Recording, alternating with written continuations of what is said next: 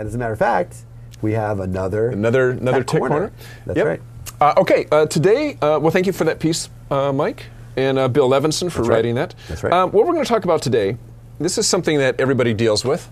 I think we're on our camera here. Mm-hmm. You all recognize what these are. These are wires with terminals on the end of them. Mm-hmm. And you probably use these a lot, probably any kind of equipment that you manufacture. And actually, let me go to a different camera here. I want to, if we can go to the gauge cam here. Well, what I've got in front of me here is a few different wire terminal types. You all recognize it. I got a spade terminal up on top, and I've got a I've got a wire with a crimp connection on the end, and then I actually have that same type of connection, but in the housing it would normally go into. So these are kind of typical type of wire terminal connections that you would see. Now, one of the issues with this, and come back to our main cam here. One of the issues with terminals is that very often they are not properly constructed. This happens a lot, particularly in smaller, not contract houses tend to use the right equipment. Very often when you make your own terminals in-house, and I've seen this happen a lot of times in places I work, you don't use the right crimp. You don't use the right crimper for the right terminal, or if it's an automated machine, you may not have the machine set up right, and you're either under crimping, or you're not crimping, or you're over crimping. As under crimping, you can get a resistive terminal connection, which you don't want. Can cause overheating if the connection is intended for a high current application. You can overheat your connector if you don't have a very solid connection, or arcing, which is even worse. If you over crimp, you can actually shear the wire and not even know it. You've probably all seen this. We have a terminal connection. It looks like it's connected. It seems firm, but if you look at it, the wire has actually been cut off inside the connector because it was over crimped. So very often this is just setup type of stuff. You're not using the right tool for the right job. So it really is important, especially if you use a lot of terminal connections and you get them from subcontractors or from your own in-house assembly department, that you periodically test the quality of your terminal connections. And that's what we're going to look at today. That was a big lead in just to kind of set the stage.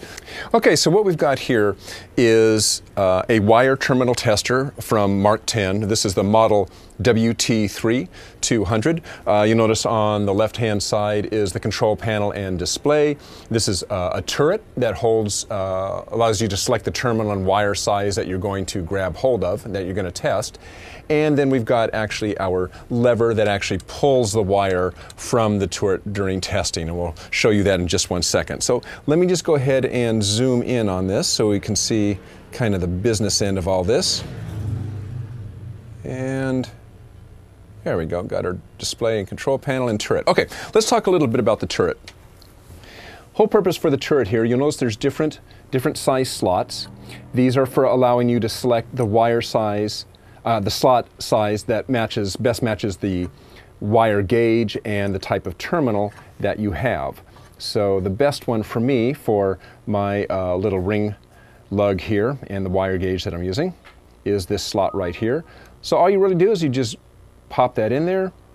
We move this over into the holder. I push down the lever and that will pull the wire from there and we'll measure the force. But before we do that, a little bit about the display. So what we see here is your basic Mark-10 force display that you'll see in all of their instruments. If you've used any of their instruments, it functions the same way you're used to. What we're going to set up for is a peak reading, and this has several modes. You see this is a real-time reading right now. There is a peak mode which stores the peak reading from any measurement. So if I stop, it measures my peak right there. So what I'm going to do is I'm going to set an upper and lower limit for my test, and we'll operate in peak mode, and we'll be able to use the go, no-go gauge that you see on the left-hand side. A go, no-go will either show a down arrow if you're below your limits, a square if you're within your limits, and an up arrow if you're above your limits. Now, we're only interested in the lower because we don't care how high it goes. We really just care what the breaking point is. So I'm going to set my set points. You notice here I have my upper enabled, but I have it set for the max of this unit, which is 200 pounds of force. I have my lower enabled. I've set it to 25 pounds of force. That is, I want to be above that in order to say that this is a good terminal connection. And that's about it. I've got my limit set up. I'm in peak mode. I zero it out. I'm ready to take a measurement. So I've put my wire into my slot there. I now pull the lever, and we can see I measured 36.3 pounds of force. I've got a square there, which tells me that I'm actually within my limits, which means I'm above 25, lower than 200. Remember, all I care is that I'm above 25. So this wire passed. I'm going to press data, so that I store the data within the unit. The unit can store up to 1,000 measurements, and I'm going to zero it in order to get ready for my next test. And I'm going to do the same test again. I'll put in another wire, put it in the slot, and you can see how easy this is, and I'll take another reading. This one failed. Notice this one was 23.2 pounds of force, therefore didn't make the 25-pound limit, and my go, no-go indicator shows a down arrow rather than a square, which means it failed. So I'll go ahead and store this data, zero, and let's take one more reading just to see what we have. And I'll put another wire in the slot, another terminal, and we will test this one. This one is right at 25, strangely enough.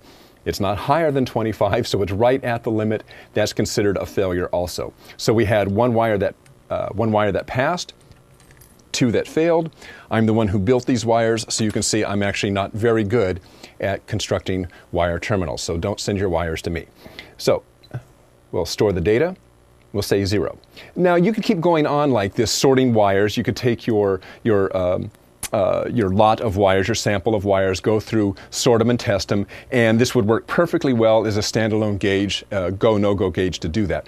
But we're going to take a look at something else that we can do. So if we come over to our software view here, our screen share, you can see what we're looking at is the Mark-10 measure gauge software. This has a lot of functionality. We've actually covered this in an earlier show with a different type of Mark-10 gauge. What I really want to show you here is just the ability to download the data from the WT3-200 wire terminal tester into our software here. So I'm just simply going to click download memory.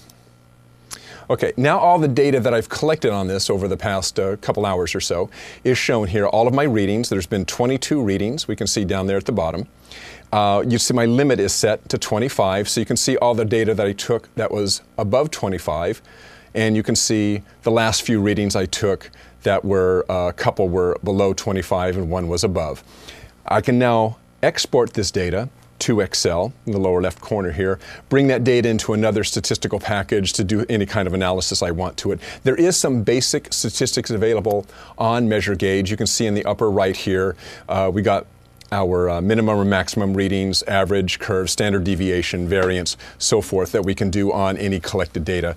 There's a lot you can do right here within Measure Gauge. If you need to do more, it's simply easy to export your data to Excel.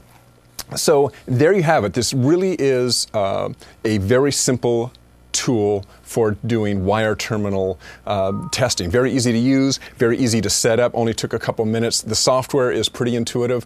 So this is a great way to take a look at testing your wire terminals.